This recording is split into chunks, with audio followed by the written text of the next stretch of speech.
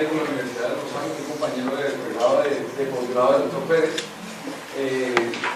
y además fui ortopedista reconstructivo también. La idea de esta charla es hacer esto, es una charla para adultos, algo que ustedes tengan en práctica y que lo tomen paso a paso para que puedan entenderlo, ¿de acuerdo? Si le ponen atención y no se pierden, va a ser mucho más fácil. Ustedes vayan haciendo cada una de las cosas que les voy a decir porque son tips. Yo no les voy a dar lo que está en los libros, les voy a dar lo que les va a servir a ustedes para la redacción y para su vida como médico. ¿Por qué es importante estudiar la displasia de la cadera? Fácil. Normalmente la displasia, cuando tenemos algún tipo de alteración a nivel de la cadera, como esta imagen que ustedes ven aquí, que van a estar perdidos por un más que eso. Lo que les puedo decir es que aquí está el acetabulo y esta es la cabeza del femur, y esto no está en su sitio. Esto va a llevar a que la cabeza va a crecer fuera de esos sitios y va a llevar a una artrosis. Muchos están haciendo porque el doctor Pérez ya lo despertó, pero les voy a enseñar a tomar decisiones. Eso es lo más importante para el peligro que presentan los niños. ¿De acuerdo? Ok, vamos a hablar de displasia de desarrollo de la cadera. La sigla que vamos a utilizar toda la clase va a ser TDS. ¿De acuerdo? Y vamos a tratar de definir cada una de esos componentes. Yo les digo algo, no copien nada, pongan atención a esto y yo les doy la charla, no tengo ningún problema, ¿de acuerdo? Inclusive creo que esta charla, claro que siempre se modifica, pero si ustedes miran YouTube, estoy grabado en videos, tengo toda la clase de imágenes que ustedes puedan creer que están en internet, están de esta charla, entonces no las copien, mírenlas que es más interesante. Para las mamás la cadera queda acá, para las abuelitas la cadera queda acá, pero realmente ¿qué es la cadera? La cadera es la articulación que se genera entre la pelvis y la cabeza de los acetabulos. De una vez les doy una información. La cabeza, esta parte que vemos en azul, lo que es la cabeza y el cuello, es la parte intraarticular de la cadera, y la parte que está en rojo es donde empieza la línea intercorganterica y empieza la parte extraarticular de la cadera. Como les decía, vamos a hablar del fémur y del acetábulo. Iniciando, hablando del fémur, esta es la inclinación, porque todos les hablan de algo que se llama el ángulo cérvico diaficiario. Cérvico porque va al cuello y diaficiario porque va por las diáfisis. Esta es la evolución que se tiene a medida que va pasando el tiempo. Cuando se está en desarrollo inicialmente, las caderas se llaman coxas valgas. Coxa es en latín cadera y el valgo es el aumento de ese ángulo que se presenta el cérvico diaficiario. Vamos a ver que a medida que va pasando el tiempo, ese ángulo va a ir disminuyendo hasta tener un ángulo normal aproximadamente de 130 grados, y tenemos que los ángulos por debajo de 130 grados se denominan coxas varas. Esta es la pelvis o una hemipelvis. Aquí esta imagen es para mostrarles a ustedes el cartílago trirradiado. Ven cómo esta es la confluencia o es el sitio donde están el ilíaco, el pubis y el isquio, y es el fondo del acetábulo. Son los tres huesos que están en el fondo del acetábulo. Esta es una imagen de un acetábulo recién nacido, donde vemos que es una estructura tridimensional. Tenemos, como les decía, en la parte de arriba del ilio, tenemos el isquio y el pubis en la parte de adelante.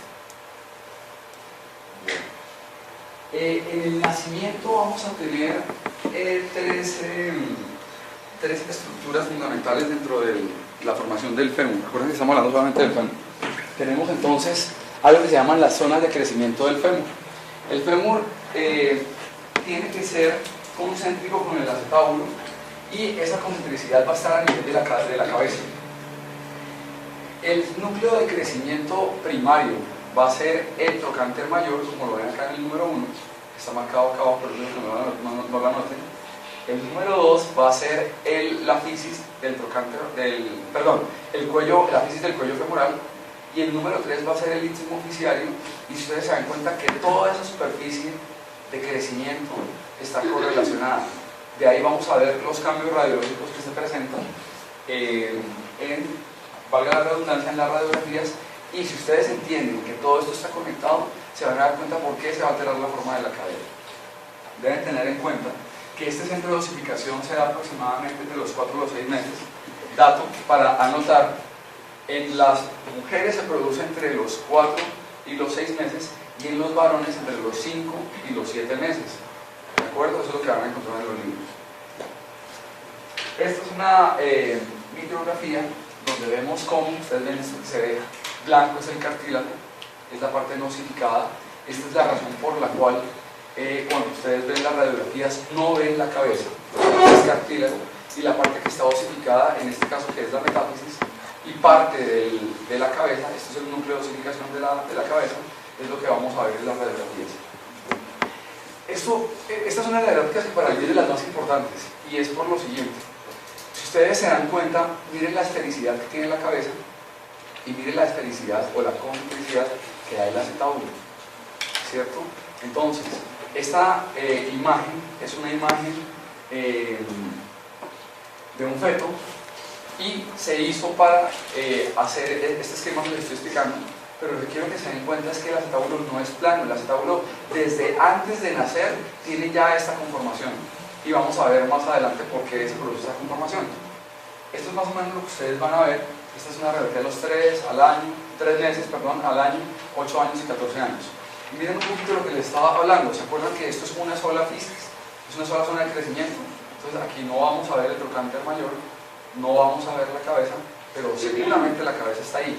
Y si ustedes van viendo la evolución, se dan cuenta cómo ese núcleo de osificación va a empezar a agrandarse de forma tal que más adelante va a empezar a tener la forma, pero miren que siempre estuvo ahí, solo que a medida que pasa el tiempo se va osificando.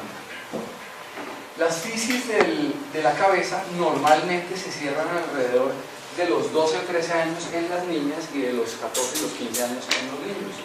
La razón del cierre fisario en las niñas es en el momento en el que ellas presentan su desarrollo menarquia. Miren también, ya hablamos un poco de la cabeza, pero miren cómo se comporta el trocánter mayor.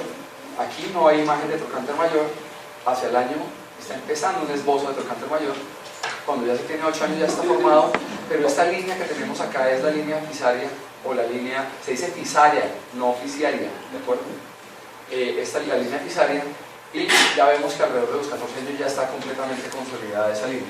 Pero nuevamente, quiero que se den cuenta que la cabeza siempre estuvo ahí, y siempre estuvo ahí en relación al trasfondo acetabular. Vamos ahora a unir este concepto. Aquí viene el iliaco en la parte externa, esta punta que está acá se denomina la ceja de Powell, ¿de acuerdo? Ustedes ven que el acetábulo de pronto está un poquito aplanado, ya vamos a hablar un poco de eso, pero esta estructura que está acá es el fibrocartílago trirradiado. ¿Se acuerdan que habíamos visto en una imagen que ahí era donde se confluían los 3 huesos? Eso es ese punto, que es el de los últimos que se fusionan. Si ustedes se dan cuenta, aquí está abierto, acá está empezando a fusionarse y aquí ya está fusionado, ¿de acuerdo? La cabeza siempre tiene que estar en relación a ese punto, que es el centro del acetábulo. El acetábulo es una estructura tridimensional, pero las radiografías son bidimensionales, son altas y anchas. Si ustedes se dan cuenta, esto es alto, esto es ancho, ¿cierto? Y el acetábulo viene desde esta punta hasta la punta de abajo, donde está la gota de lágrima. Ya vamos a hablar también de eso. A nivel de la quinta semana, en el desarrollo, se presenta algo que se llaman los precartílagos, que vienen del tejido mesenquimal, que son estos de acá, ¿de acuerdo? Alrededor de la sexta a la séptima semana se van a presentar las hendiduras de células precartilaginosas que van a definir el acetábulo y la epífisis femoral. Entonces, la pregunta es, ¿en qué momento se forma la articulación de la cadera? Inicia en la quinta semana y la diferenciación se hace a nivel de la sexta y séptima semana. A nivel de la 11ª semana ya el espacio articular está bien definido, ¿de acuerdo? Entonces, esto es lo que estábamos hablando. 52 días el feto, vemos cómo está la pelvis, cómo está la cabeza, no existe un espacio articular como tal bien definido, que se define más o menos alrededor de la semana 10, pero miren cómo es esférico tanto la cabeza y el acetábulo, ¿de acuerdo? Y a nivel de la 20ª semana se empiezan a generar todas las estructuras musculares para empezar a generar los movimientos fetales y también empezar a generar el moldeamiento del acetábulo. Ahora, ¿qué significa displasia? Displasia viene del latín, que significa disalteración, y plasmar, que es formar. Es una alteración de la forma. y se denomina como alteración de la forma de todos los tejidos que constituyen la cadera. Nuevamente, acuérdense que la cadera es la pelvis y el fémur. La cadera es una articulación. Ok, vamos a hablar un poco de la forma. Lo que ustedes ven en la parte superior es lo que sería una articulación de la cadera normal. Esto va a ser el acetábulo y esto va a ser la cabeza del fémur. ¿De acuerdo? Si ustedes tienen una cabeza del fémur que está completamente cubierta, ustedes ven las flechas rojas, van a hacer un estímulo a nivel de toda la cabeza. Y eso lo que hace es que genera el moldeamiento esférico tanto del acetábulo como de la cabeza. Cuando tenemos, ¿qué es displasia? Estos tres ejemplos son ejemplos de displasia. Cuando tenemos caderas que son, acetábulos que son aplanados, acetábulos que tienen una conformación no completa del pecho, o cuando vemos que no existe la cabeza, vamos a tener unas fuerzas que actúan a nivel de la cabeza femoral, las cuales van a deformar la cabeza, y por esto la displasia puede llegar a generar artrosis a futuro. Ok. Cuando yo les hablaba que la esquina donde el iliaco cambia su disposición y empieza a formar el acetábulo, se denominaba la ceja de Pauwels. Esto va a ser la ceja de Pauwels, eso va a ser la ceja de Pauwels. ¿Qué tiene de importante la ceja de Pauwels? Ella habla de la madurez que tiene la cadera. Como ustedes vieron en todas las semanas previas, si la cadera se forma desde la vía embrionaria con una forma concéntrica, si nosotros tenemos una forma que no es completamente esférica asociada a la forma de la cabeza, vamos a denominar una ceja de Pauwels Roma, y esto habla también de displasia. Cuando la ceja de Pauwels es Roma, vamos a ver que el estímulo solamente se desarrolla en esta parte de la cabeza y no en toda la cabeza. Esa flecha verde lo que nos muestra es la falta del crecimiento del acetábulo a ese nivel, y lo que eso va a generar son las fuerzas en ciertos puntos de apoyo, y eso va a no permitir el moldeo adecuado de la cabeza, lo que va a generar una alteración de la misma. Ok, hablábamos de qué era displasia, y yo les decía que usted tiene que tener la misma forma para que sean concéntricas, pero no solamente eso genera el efecto mecánico. Si nosotros tenemos un acetábulo que es plano, o un acetábulo que es no continente o no continente completo para la cabeza del fémur, vamos a ver este efecto, que es lo que sucede en la luxación de la cadera. Tienen que tener en cuenta algo, muchachos: la displasia no es solamente la forma del acetábulo, sino también la posición de la cadera. Como quien dice, les voy a hacer un ejemplo. Cuando ustedes hablan en cirugía, por ejemplo, de dolor abdominal, ustedes colocan el gran diagnóstico y dicen: diagnóstico del paciente, dolor abdominal. Secundario A: 1, apendicitis aguda; 2, pancreatitis; 3, en fin, lo que sea. En la displasia sucede más o menos parecido. Cuando uno habla de displasia de la cadera, no es un cuadro, son muchos cuadros. Displasia de la cadera es el dolor abdominal, ¿de acuerdo? Pero uno puede tener muchos tipos de displasia de cadera. Estos son tipos de displasia de cadera donde el acetábulo es el que está comprometido. Pero si la cabeza, por el efecto mecánico que genera el apoyo monopodal, o cuando las personas están paradas, empieza a tender a salirse, esto también es un tipo de displasia, ¿de acuerdo? Y esto, ya lo vamos a ver más adelante, puede ser una subluxación o una luxación. Entonces, la displasia de la cadera puede ser una displasia acetabular, o puede ser una subluxación, o puede ser una luxación. Diagnóstico: displasia de la cadera secundaria A, displasia acetabular; o displasia de la cadera secundaria A, subluxación de la cadera; o displasia de la cadera secundaria A, luxación de la cadera. ¿De acuerdo? Entonces son varios espectros que se manejan. Ok, aquí vamos a ver varias cosas. Aquí vamos a complicarlo un poquito más, porque resulta que lo importante de esto no son solamente las radiografías.